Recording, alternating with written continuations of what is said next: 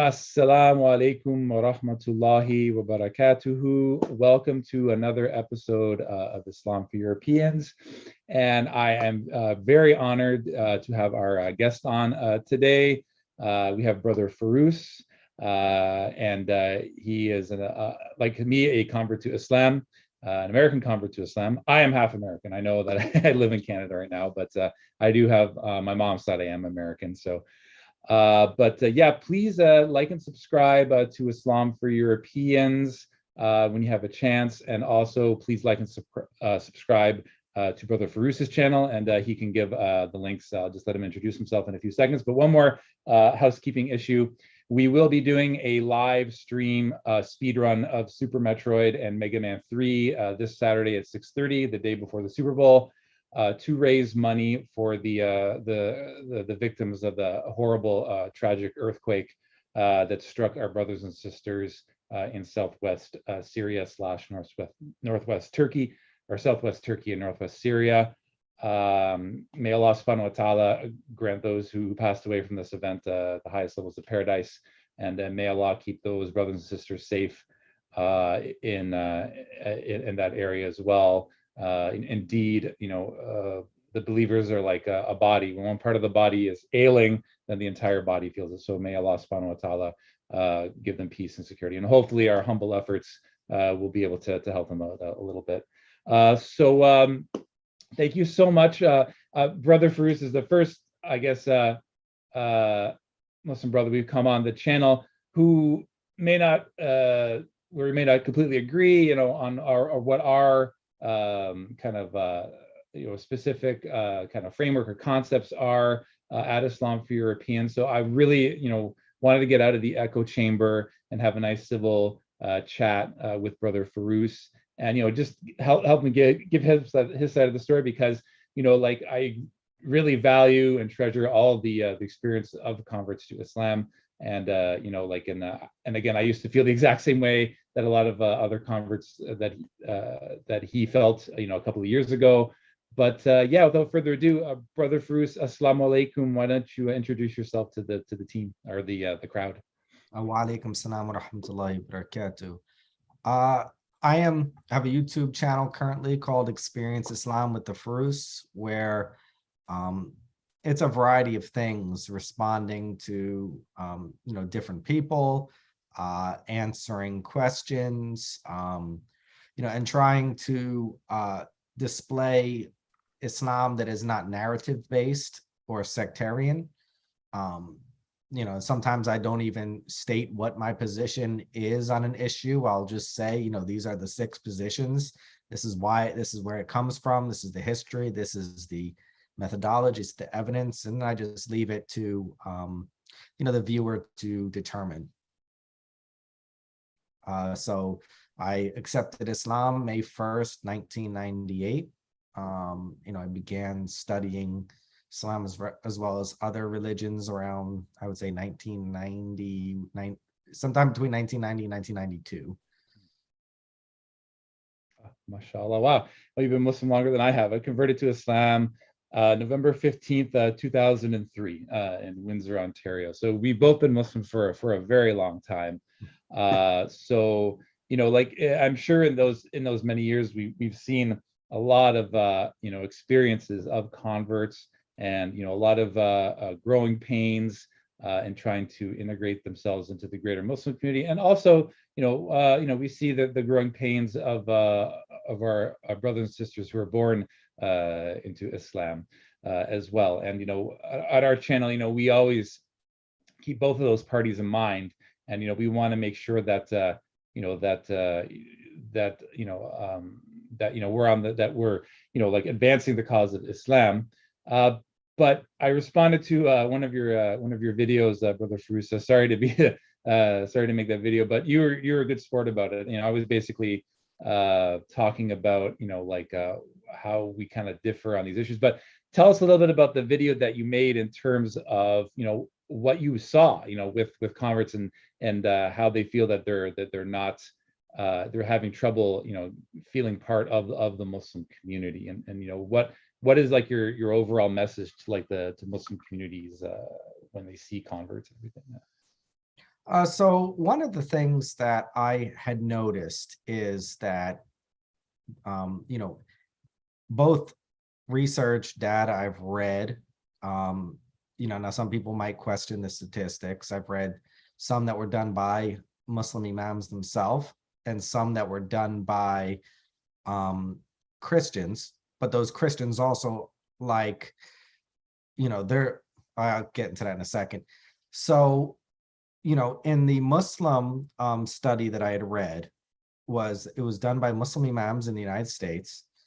And their findings were that a large majority of people who accept Islam in the United States are not Muslim within 5 years. Now, the Pew Research Foundation, which is, I believe, a Christian organization, they did their research demonstrated that 24, basically, I think it was something like 24% of Muslims in the United States leave Islam. But what they found is the number of Muslims is staying stable because the conversion rate equals the leaving rate, according to them. So to get into why, from 1998 until now, what is the majority of the reasons that I've seen or heard people leave? And the most common one was leaving their community. By their community, like, they accept Islam, and most of the social life of the United States revolves around alcohol and the opposite sex for most people. That's been general workplace, etc. And then many become Muslim and are told don't go out drinking and don't go out with in mixed gatherings. But the only thing that was really offered to them is come to the masjid and pray all the time, or come to the masjid and attend this class, but no social life. So that works for a little bit. And then some people, marry into the community and become a part. I mean, that does happen. Some form their own larger convert communities. And then, but most, don't last. Now some of what was interesting though is after I made that video, you disagreed with me on one level, but that's a higher level. For the most part, I didn't get one that I can recall, white American or Caucasian American or Euro American, whatever term you want to use, African American or Latin American, who disagreed with me over the majority leaving. Now, I'm sure there are people out there who did, but I didn't get any person contact me via email or text or WhatsApp or, comments on the channel. But I did get, a number of people who disagreed with that idea from, that don't live in the United States or don't, live in the West. Which was interesting, and some from the immigrant community, which I think, there is sometimes a lack of understanding between, ethnic groups within Islam, different cultures within Islam. So that was, very interesting. And then, so I would say you partially disagreed with me. Yeah. But also there's a background of, my history that I didn't state in that video, that I think I had said to you in private via email. So back around the time you accepted Islam, I had founded a similar organization. First, we were called the WMSN, and then that name, caused too many problems. So we changed our name to the Euro-American Muslim Network, okay. Which was, and our reasoning at the time was the Latinos had Alianza Islamica.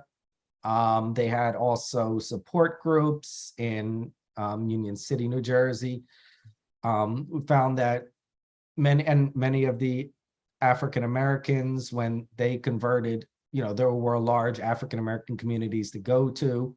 And there were some, European American, both convert communities, in one in Philadelphia and the other in the Midwest, as well. But for the most part, we were on our own. That group didn't last, and I'll blame myself for that, as the leader. We faced a lot of backlash from the Muslim community.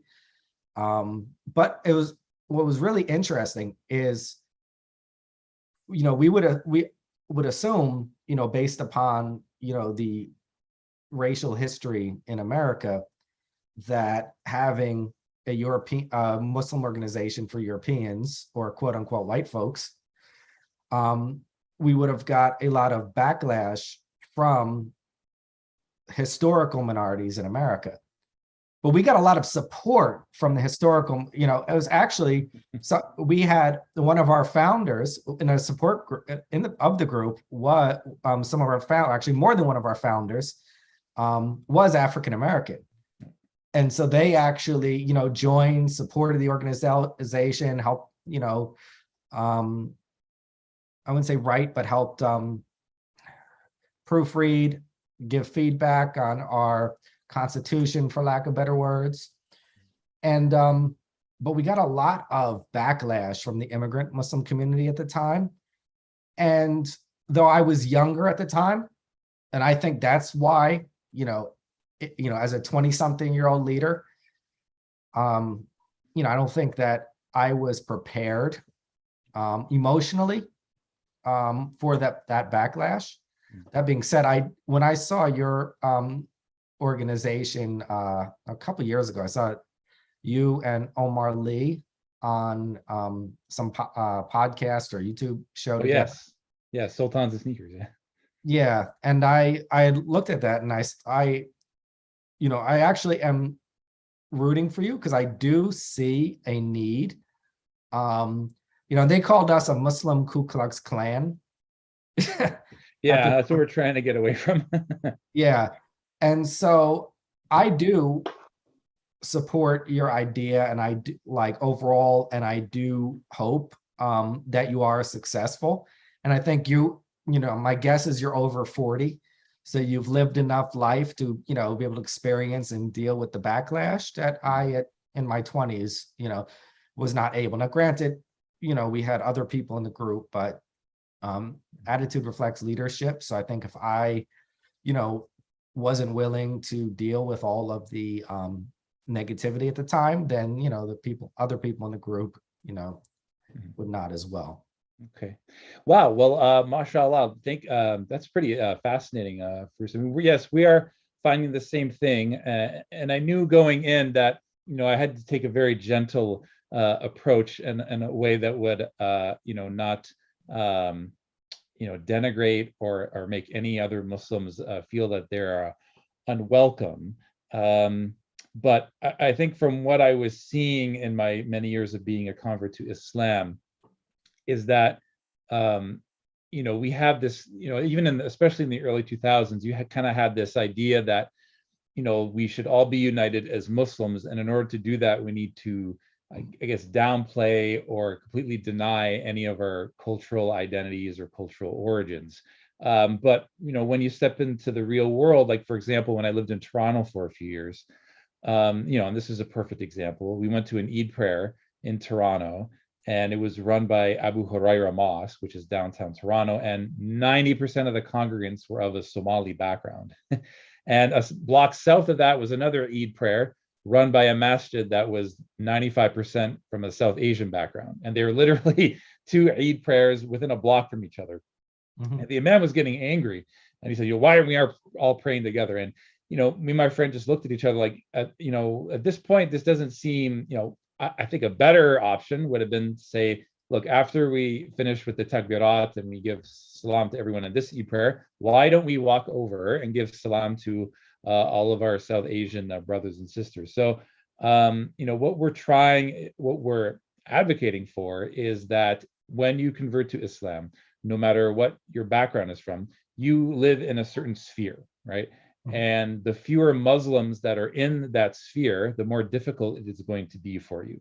And I think that's a large reason why converts to Islam of European descent don't last very long. And when you see groups that have converted as a group, their chances of survival as Muslims actually increase. And I think a large reason for that is because even though a mosque is very warm and welcoming and they give these new shahadas like a hug, all of the programs that they try to design to help out these converts don't address the main issue, which is improving their relationship with their non-Muslim friends and family. Because you may spend 1, 2, 3 hours a week at a masjid and then rest the 165 hours in that non-Muslim sphere. And when you're living in 2023 and you have this incredible amount of mutual animosity between Europeans and Muslims. And again, I'm not downplaying the animosity that many Muslims feel towards the Anglosphere. I mean, their anger and resentment is justified, I think, in many cases. But when you try to sort of take their paradigm and kind of shift it onto the paradigm of the convert to Islam, especially the European convert to Islam, it just doesn't. There's a real mismatch because you, as a convert, your whole existence and survival depends on having a good relationship with maybe your non-Muslim spouse, if you're living with your non-Muslim family, and that takes a lot of patience. It takes a lot of good manners, and sometimes you can't even talk about Islam. And that's just, I think, a very different paradigm from what we're seeing with born Muslims who are living as, like you said, visible minority Muslims in the West. They're, they have to deal with Islamophobia on the street, and but at the same time they have a Muslim family.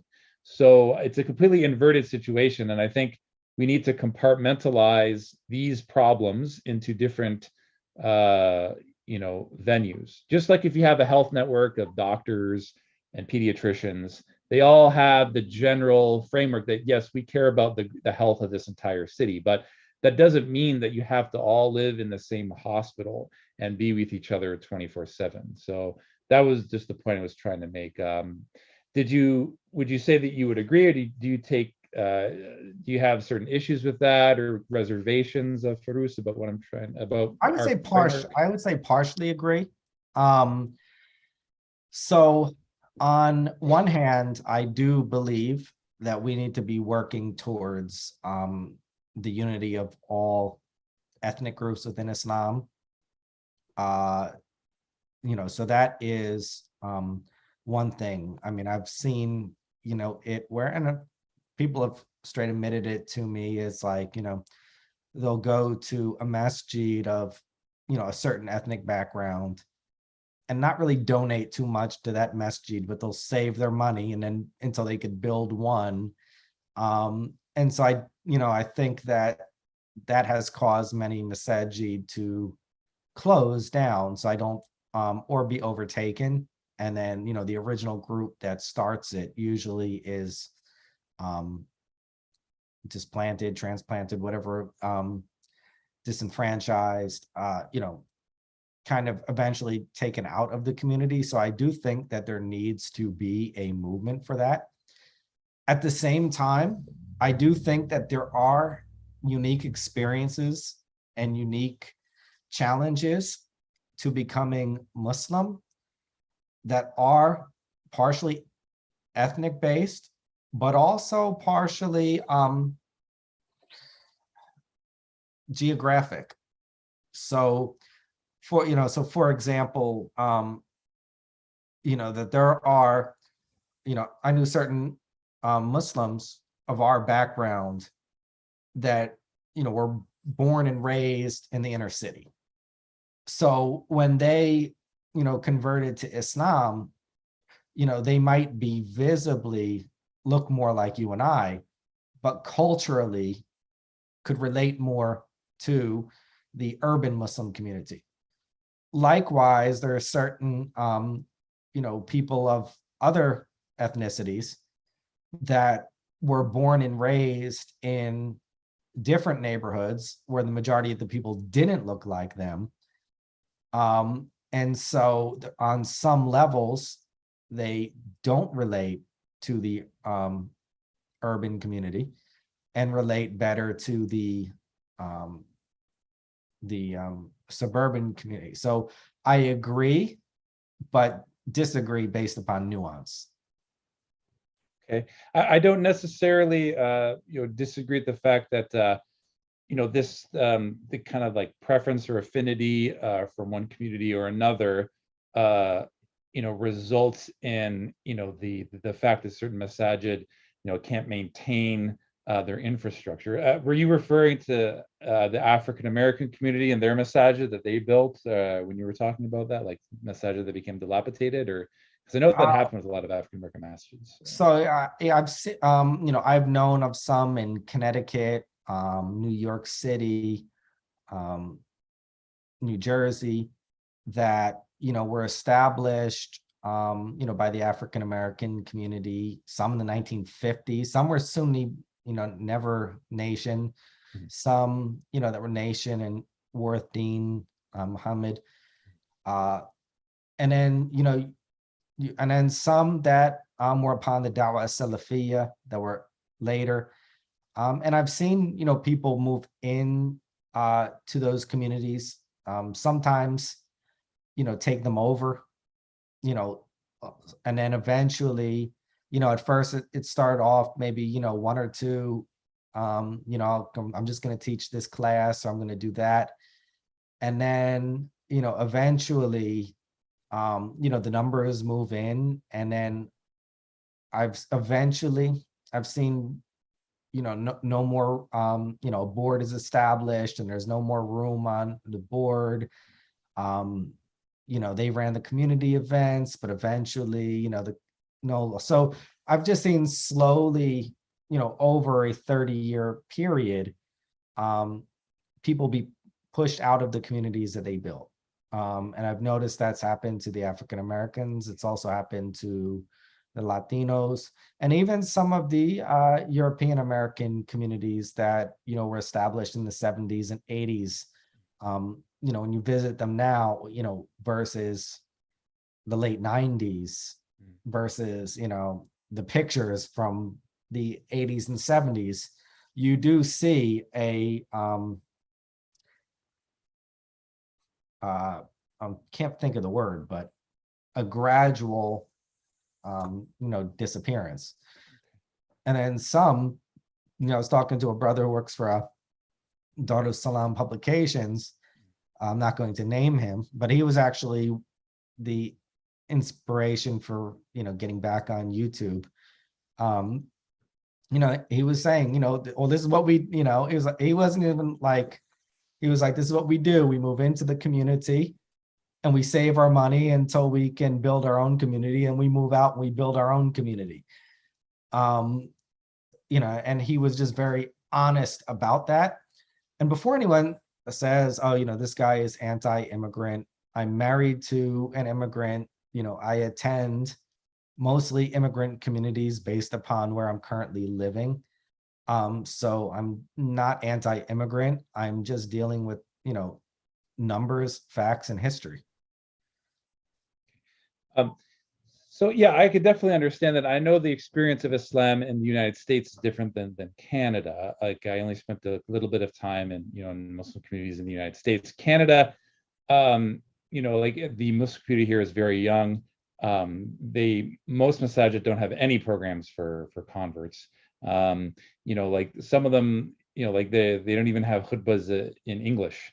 So I mean, it's really like a dire situation here in Canada. But I know in the United States, Islam has been there for a long time. But I kind of want to oppose this idea though, because I know that I've referred to this idea of like a and I know you don't fully, I think you're kind of somewhere in the middle, but a lot of Muslims will take on the monocultural, what I call the Medina model, in that we should all be united as Muslims, and all live under the same masjid. It's kind of like the umbrella masjid approach. But um, I, one take we can look at it though is that I think one of the misconceptions about Islam is that Islam is only for people of certain countries, and there's a lot of misconceptions and and myths about Islam, and I think this is the kind of one that goes under the radar. And when you look at Muslims that went to non-Muslim countries, the countries that they came from, they had centuries to develop this synthesis of their urf within Islam. So it's been embedded into their culture for centuries. And when they come to a non-Muslim country, people who convert to Islam, they don't have that. So the born Muslims, they have a Muslim family, a extended family, a culture, a tradition, the cuisine, the dress. They'll have organizations, a whole bunch of cultural infrastructure that they have already established. And then they take this convert who has absolutely none of this, and they think that, okay, if this convert comes in, let's make him part of the community. But I think what I say is that it's really a square peg for a round hole, because they end up giving him all these accolades and all these positions and all this money and marriage proposals. And some converts are able, some converts are able to pull this off, but I think the vast majority of people who are interested in Islam simply aren't able to make it. Go ahead. I was going to say, where does this happen? Because this sounds great. You can sign me up. Well, I mean, our African American brothers and sisters, they a legitimate gripe is that in many immigrant masajid, when a white person converts to Islam, it's like there's far more enthusiasm as opposed to an African American who converts to Islam. And I think that their complaint is quite legitimate, because when an African American converts to Islam, they already belong to the African American subcommunity. It's part of their experience, and they may already have an aunt or an uncle or a brother or a sister who's already Muslim. And even if they're not Muslim, they have Muhammad Ali, Malcolm X, so it's a lot easier for their family to understand their conversion to Islam. But I think what I've seen when masajid have tried to implement these convert programs is that they keep pouring all this money into the one or two converts, almost like going into like a PhD program. And then when it fails, they're just like, well, we tried, and then it ends up not working. So I agree with you. What you see a lot of messages just don't even bother trying to bridge the gap, because they're looking for the next Yusuf Estes, they're looking for the next Hamza Yusuf, when the majority of converts are just starting from square one. And they're not going to be, a lot of them aren't going to be praying 5 times a day. A lot of them aren't going to be wearing the hijab, because I think they're lacking the fact that there's no Muslims in their sphere. But if you let these converts collectivize within those spheres, then they can better relate to what the other converts are going through. They may be able to introduce themselves to their other family members. They may be able to talk to the father who belongs to the Hells Angels, whose daughter converted to Islam. But I think trying to ask a mosque, especially an African American mosque, to talk to these white family members of converts who've converted, when they've already spent their whole day around white people, and they just want to be in their own masajid, and they don't want to have to deal with the MAGA supporter or the Hells Angels supporter and talk to them about Islam. And then on top of that, a lot of times our non-Muslim family members don't even want to go to a mosque. They don't want to talk to Muslims, and Muslims don't want to talk to them. And when you're caught between two worlds like this, I think that's a major reason that converts don't survive from any ethnicity or any background.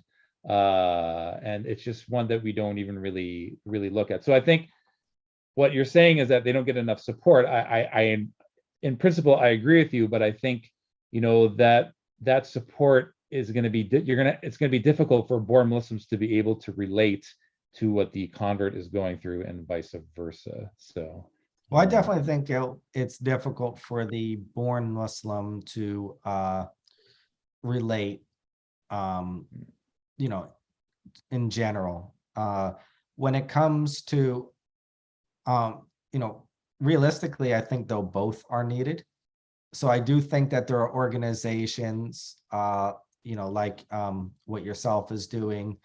I know that a couple years ago there was a conference specifically for African American Muslims to Oh deal with yes, African yeah, American we support issues. that. Yeah. Yeah, and I support that.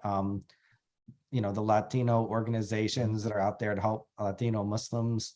Definitely all of that. I agree. I think your organization though needs to become much bigger before it will work. Yeah. That the not the the numbers. Like I think you have the right idea.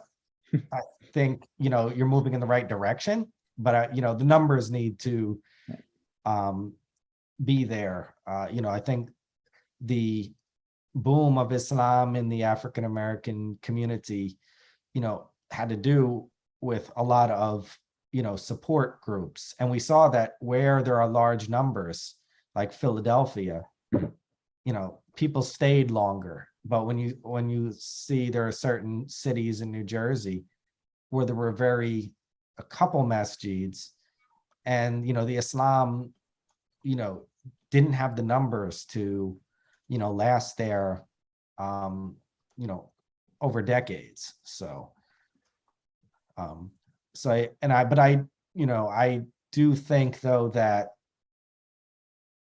all Muslim communities, should have understand that, the people who convert, the most important for them is friends. And I remember I mentioned the rights of you mentioned the rights of the Muslims on your channel, and I had mentioned what the Sheikh taught. Actually, after my video, I don't think he ever heard it, but he actually gave a talk agreeing with my position after that, because someone had asked about what to do for converts, what classes to get them, what Islamic programs to get them in, what university. And he was like, if they're convert, they just accepted Islam, the most important thing you can do for them is to hang out with them, be their friends. The socialization is the most important factor. So someone was asking, do I think that they heard my talk? I said, I don't. I think that question was just more specific when the earlier talk was general. Now, granted, friendship in Sharia is not a right. It's a recommendation. It's not a right. But that and one of the things also that I found really interesting, I got a lot of positive feedback, but one of the negative feedback I got in the video is that people left, they were never really Muslim in the first place, or it's everything's their fault, and blah blah blah. And when I had said to people, the Quran says very specifically that if the Prophet sallallahu alaihi wasallam was rude and harsh of heart, the Sahaba would have ran away from Islam. Right. So if they would have ran away from Islam from the Prophet sallallahu alaihi wasallam, what about us? Right. No, that's true. That's a good point, Faroos. I mean, look, and I get it. I mean, like, when you convert to Islam, as a convert, you're lonely. A lot of them are looking for friendship. They want to establish. A lot of them want to establish, relations with born Muslims. And we're not saying, don't worry about that. We still want people to have good relations, with Muslims from all backgrounds. Mm-hmm. But all we're saying is that, and African American brothers and sisters, they tell me this, that like we respect the fact that you converted to Islam. We think that's great. We acknowledge that being a white convert is very difficult. Being totally in the Anglosphere, right? Mm-hmm. But the issue with them is that what we haven't experienced, what they've experienced. And like I would like Islam for Europeans to become a larger organization, and so that we can work on our own issues. And I want to be able to be a community where we can have good relations with our African American brothers and sisters, our Latino brothers and sisters as well. But I think when it comes down to like, creating this kind of umbrella atmosphere where we're all working on the same thing, I mean, you're gonna inevitably run into conflict because our life experiences have been so radically different. I mean, there's overlap. I'm not going to deny it. There's definitely overlap between the African American Muslim experience and the Euro American Muslim experience, and they'll admit that as well. But the brother Bilal from the Features, he agrees with me on this, that that we have separate issues that we both need to work on, and that requires a level of organization for us as well. And I think the biggest detractor, Brother Faroos, is that the ones I found, and you said the immigrant communities were against what you were trying to do. I find right now that it's actually the white converts that are mostly opposed to what we're doing. Interesting. Because I think there's a fear and there's a reluctance because one could say they like being part of like being assimilated into the immigrant Muslim community and stuff, and their family may have already rejected them, so I can understand why they would feel that way. But this is what we need to do because we have a responsibility, because we know our family and our community the best. We know hundreds of white people when we convert to Islam, and when we convert to Islam, we're now an ambassador to our religion, and trying to take that on as a single person is very difficult. Like, I was in a marriage where my family had no problem with my conversion to Islam, but I was in a marriage where the family was totally opposed to their daughter's conversion to Islam. And you can't talk and act like the way that many born Muslims do on the internet dawah scene, right? Because let's admit it, there's a lot of animosity and anger, especially in Europe proper, towards people of European descent. And that to a degree is understandable. Like, we just saw the Charlie Hebdo cartoon, the awful Charlie Hebdo cartoon, and that is just ramping up the amount of resentment and hatred that Muslims have towards Europeans, and rightly so. But when you try to act that way as a convert, I mean, you can't afford to do that, because you're just going to push your family farther and farther away, when what you should be doing is, you as a convert, trying to embody the manners of the Prophet Muhammad, peace be upon him. So, and I know that we know that as converts that there's varying opinions on Islam in the Anglosphere. There are some people who have no problem with Muslims at all. They love Islam. There are some people who absolutely hate Islam. There are some people who are neutral. They just don't care at all. And there's everywhere in between. But I think for a lot of people, especially on the internet dawah scene, that it's very difficult to make that argument to them, because in their eyes, the people they've been dealing with are your David Woods and your apostate prophets and your Douglas Murrays and all these anti-Islam people that make up the bulk of basically the only white people that they ever interact with. So I think there's like a real disconnect there. And when you try to combine these two worlds into one, I don't know, I just don't feel that you can have that. I think it needs to be compartmentalized. So well, I don't totally disagree. So also, I was married to an African American previously and have biracial children. So I have, biracial children that are half Black. I have biracial children that are half Arab. And so, I've lived between multiple different worlds. I don't disagree that there are some compartmentalized needs that are ethnic based. I also think that there are some compartmentalized needs that are socioeconomic based that can transcend the ethnicities. Like I mentioned earlier, certain, people who might have grown up in urban neighborhoods, will feel more comfortable with people who grew up in urban neighborhoods regardless of, ethnicity. And some people who grew up in suburbs will feel more comfortable with, people who grew up in suburbs regardless of ethnicity, and rural areas too. So I do think that there are ethnic compartmentalization. There's also geographic compartmentalization that needs to be taken in consideration, that there are common challenges, and then there are also uncommon challenges, and different approaches are needed for both. The one of the things that interesting though is that when after embracing Islam, I mean, we're going back to the 90s, so things are different, a lot different now. But I remember, after accepting Islam,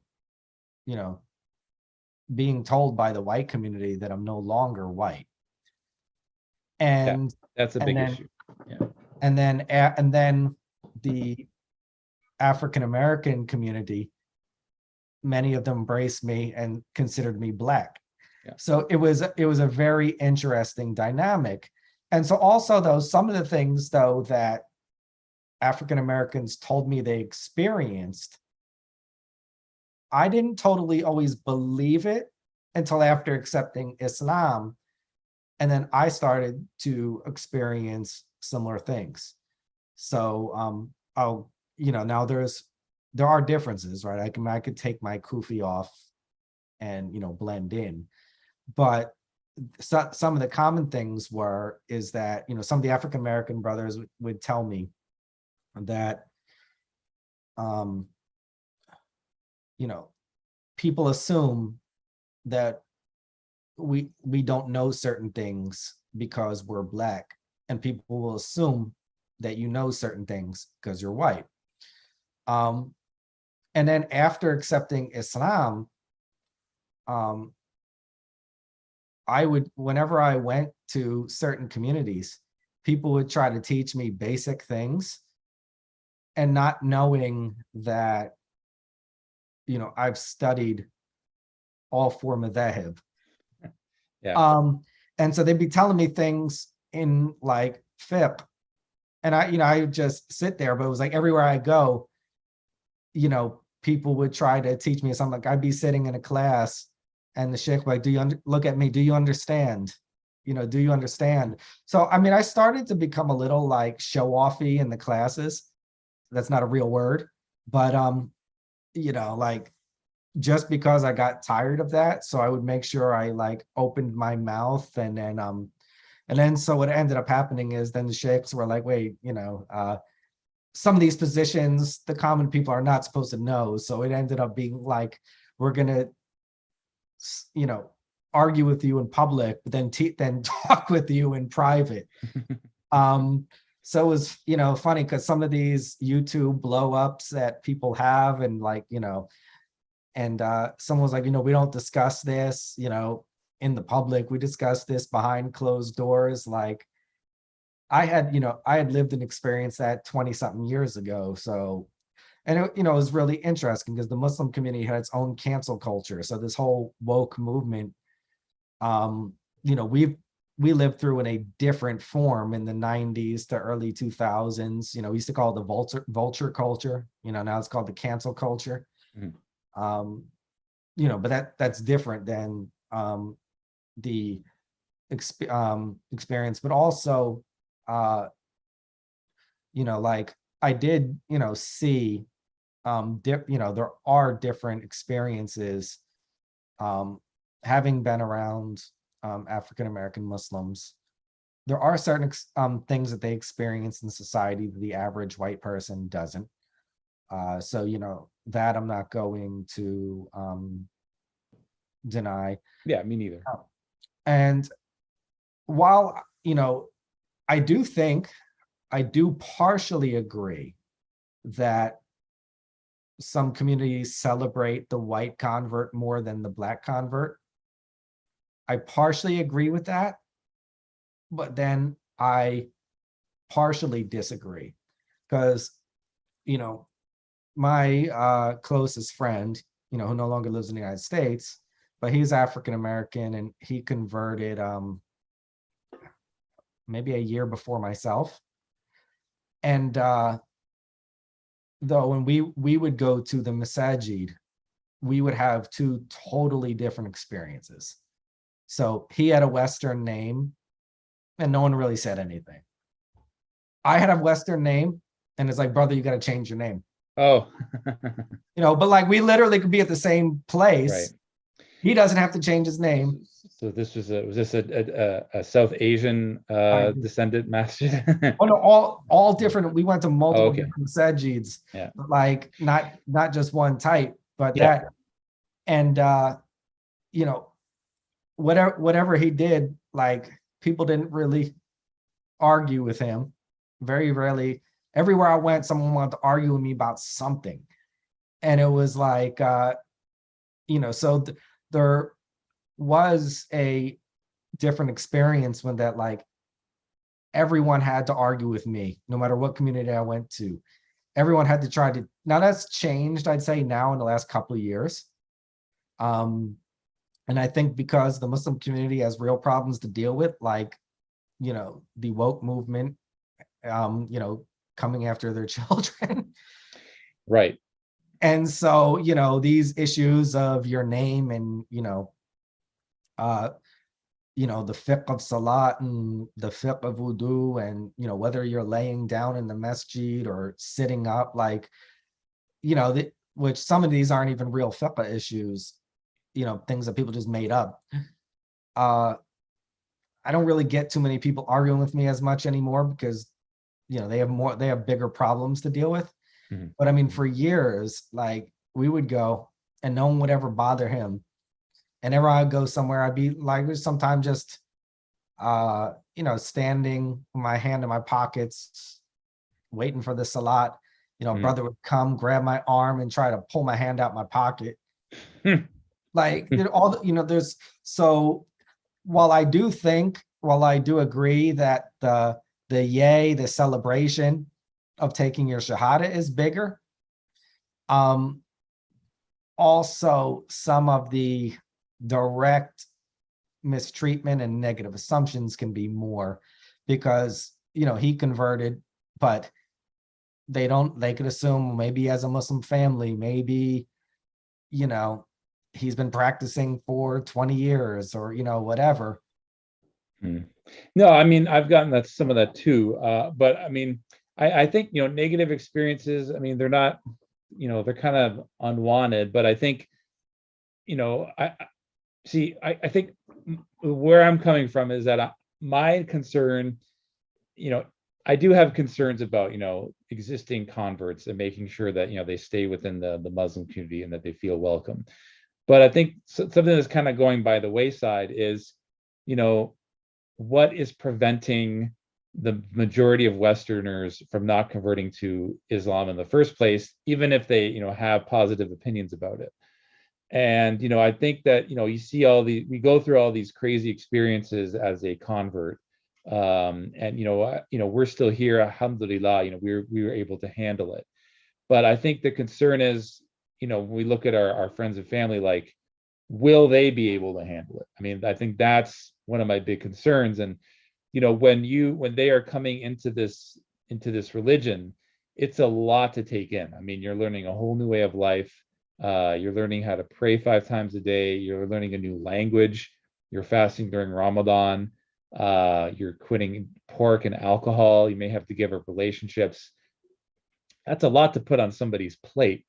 And I think anything that could be done to grease the wheels, so it were, to make that transition smoother, I think that's what needs to be done. The level of practice and becoming like a fully practicing Muslim, at the end of the day, that's up to Allah subhanahu wa ta'ala and, the efforts that the converts make. So the goal, I don't think, should be to create this kind of perfect Muslim who integrates seamlessly into an existent, Muslim sub community. I think, we're taking people from grade 1 and putting them into, graduate level stuff. And I think, us, Islam for Europeans, we just serve as like kind of like this bridge where eventually these converts are going to enter, the greater Muslim community, and they're going to experience these things, but we just want to be able to prepare them for that, so that when it does happen, that they don't freak out. Islam in Spanish, I think, was able to do that to a large degree. I think the African American Muslim community is able to do that to a large degree. And you have other immigrant Muslim organizations. For example, you have the Syrian Association of Canada here in Canada, Pakistani Canadian Association, they acclimate people coming from those countries. And I think those organizations are absolutely necessary. But I think you're Great. right. We shouldn't get it to a point where we're segregated completely based on ethnicity, and that, if you are someone not from that background who goes to those organizations or goes to those masajid or goes to those centers, you should be given the full rights as a Muslim. You should be treated as a Muslim. But I think, without understanding, when we have new non-Muslim populations that don't have any Muslims, whether that's First Nations in Canada or in Native Americans in the United States, they need to be given the green light to be able to collectivize so that they can bridge those gaps. So No, I mean, no disagreement there. One thing, except I do think the ideal should always be sought after, because like when the expectations are low, we find this in education, that when teachers hold students, regardless of where they come from, to a real high expectation, they excel beyond, what they ever would have if,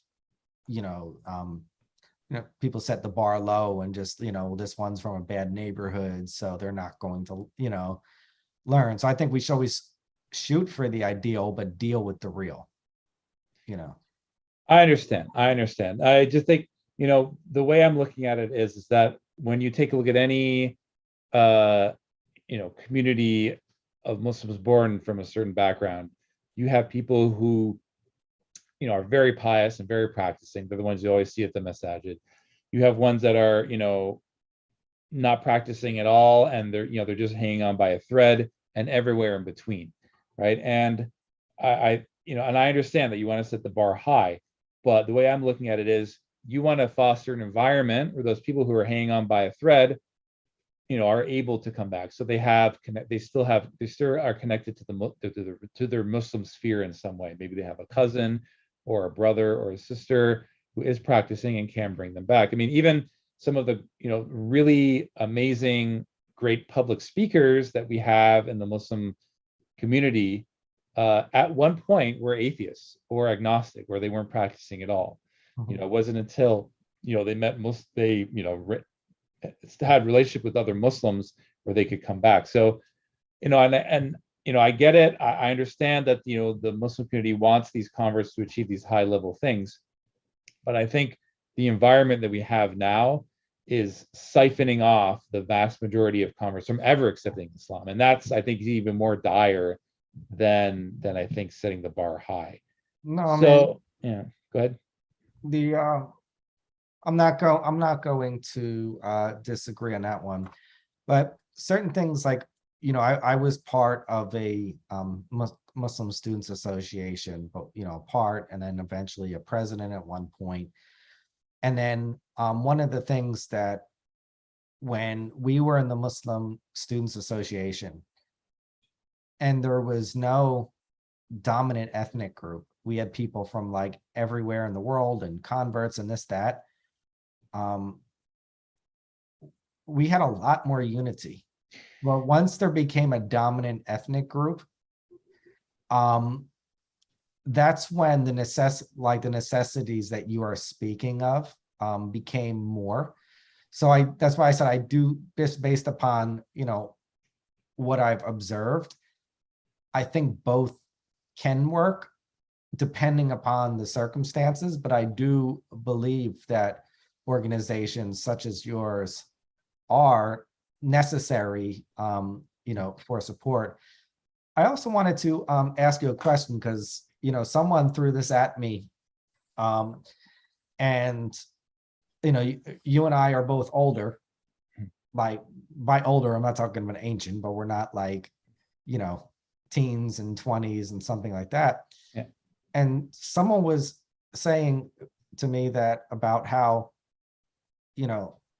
they don't necessarily see the lack of support. They see, when people become Muslim, like on social media and YouTube and this, that, they have a large amount of support and a large amount of friends. and I'm just wondering, also if we have a generation gap, or is this support not going to be enough? And I don't have an answer. Well, I mean, social media can only take you so far. I mean, like, you know, uh, like there are online support groups for converts, right?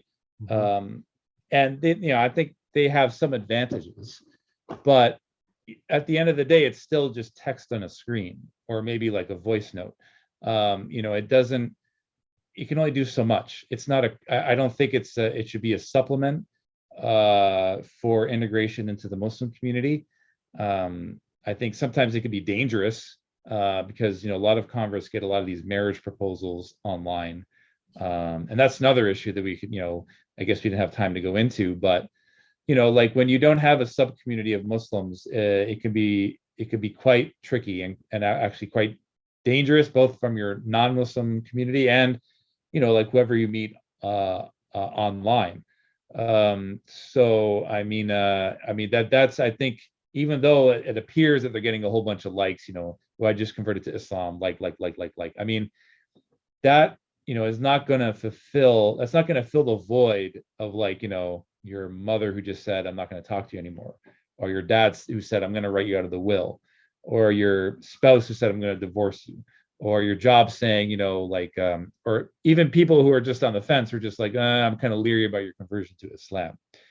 So even though by numbers, quantity wise, they might have more quote unquote support, nothing could compare to like the relationships that you make with people in real life. So Yeah. Okay. yeah, so there was one question in the chat for Ibn Faroos. How do you think I4E will grow? Do you have an answer for that? I would love to hear an answer. I think that it will grow by just getting more exposure. And then also having structure organization events, so that like, okay, if there's a chapter in this state or that state, we're going to do this event. Because I know when I had our organization in the past, one of the things we were doing was a lot of social events. So, but also it was a lot of word of mouth, right? So I talked to brother so-and-so, talked to brother so-and-so, then we're going to this event, we're going to this baseball game, we're going to go visit Malcolm X's grave, we're going to go to this picnic, and so social events plus exposure. I think the constant online exposure, and to be honest, we could grow. I mean, I know that I could have grown my channel exponentially by having a different personality. Like that if I were yelling and screaming and Muslims are always right, non-Muslims are always wrong, no matter what, and talking about this political issue every day, not saying anything that would offend the Muslims, or then only offending the non-Muslims, like the louder, more cartoonish, the organizations would grow, but would they be sincere? You know what I mean? Like, yeah, no, you're right. And Bilal in the features is a good friend of mine, and he says Muslims nowadays they don't want to see like the scholarly video or like the educational videos. What they want to see is a train wreck. And it's unfortunate because they want to see like all this mayhem on like a video and all this gossip, and it's really toxic. So even I think you're right. I think having in real IRL social events, we're trying to get into Muslim Fest in London here. Inshallah, that goes through. I just think it's a lack of funding right now. I mean, I would love to have like a float of money to do these things, but inshallah, may Allah reward us for our humble efforts. Yeah, I mean, inshallah, I think that's the way to go, Farouz. I don't think an angry personality. I mean, that's not even. I don't think you should, but it would grow. It would grow. I mean, Maybe a parody inshallah. account, like that would just sort of like pretend to be that way, you know, like I don't know. The one of the things that yeah, you mentioned about, like, I have, all these videos on usul al-fiqh and, linguistic analysis of Surah al-Fatiha, and they barely get Yeah. any views. But my refutation of David Wood got 5,000, 400 Yeah. views. But like, the usul al-fiqh class, which is teaching, how to interpret the Quran, according to the different madhahib, or, comparative fiqh, I can't get 200 You're views. right. It's unfortunate. And the I think the tragic thing about these whole all these refutations is that one of the negative falls is that you're giving these people like David Wood more popularity. Like if no one made all these videos about David, and I'm not blaming you for this. I mean, like No. there are other people who spent like hours refuting this guy and debating him, live. It just gives him more fuel for the fire. I mean, all of these like intellectual slam dunks and posting like the Eiffel Tower with all these Arab minarets saying this will be like the Eiffel Mosque in 10 years, like show your non-Muslim family, I'm sure they'll love it. All these, things that just serve as basically recruiting posters for the far right in Europe. And it's, we can see it because, we know our, like families and communities, and we know that this is just going to have a negative effect. But at the end of the day, like, there's not much that we can do about it. I mean, they're just going to do what they do. So yeah, we've talked for about an hour. This is a pretty fruitful discussion, Faroos. Thank you so much for coming on the channel. Is there anything you'd like to add? Do you want to plug your channel again? Do you have anything coming up that you wanted to advertise for? So my channel is Experience Islam with the Faroos. And I don't follow the rules of posting, every week or every other week to grow the channel. I just, do it when I feel like it, and when I don't, if I notice that, the negativity of social media or that gets to me, I unplug for a little bit. Yeah. So that if you're interested, but I have a variety of videos on there. I have some reputation videos, some convert experience videos, some signs of the last day videos, usul al-fiqh videos, comparative religion videos. My usul fiqh videos are my favorite, but they're not the favorite. It's on the channel. But if you do have an interest in usul al-fiqh and comparative fiqh, please like and share those videos. I have interviews with certain people, and if I start doing interviews again, I will have you on again. Wonderful. Thank you. Yeah, I stopped doing interviews after I had another child in June, because it was interesting. It was just adding one more made a huge difference that I didn't think would happen in my energy levels. I can't imagine. I mean, I don't have any kids myself, but it's got to be quite a ride. Yeah, thank you so much for coming on the channel, Brother Faroos. This was a really good interview, and I think we agreed on a lot with only a few points of disagreement. I'm just going to plug Islam for Europeans. Please like and subscribe to Islam for Europeans. Like I said, this Saturday evening we are raising money for the earthquake victims in Turkey and Syria, inshallah. I will be speedrunning Super Metroid and Mega Man 3, among other games. All proceeds go to the victims and the victims' families affected by the earthquake. But yeah, that's enough for this live stream tonight. Thank you so much for coming on, Brother Faroos. Please like and subscribe to his channel as well. And this is Robert from Islam for Europeans signing off. Assalamu alaikum wa rahmatullahi wa barakatuhu. Wa alaikum salam wa rahmatullahi wa barakatuh. All right, that's it.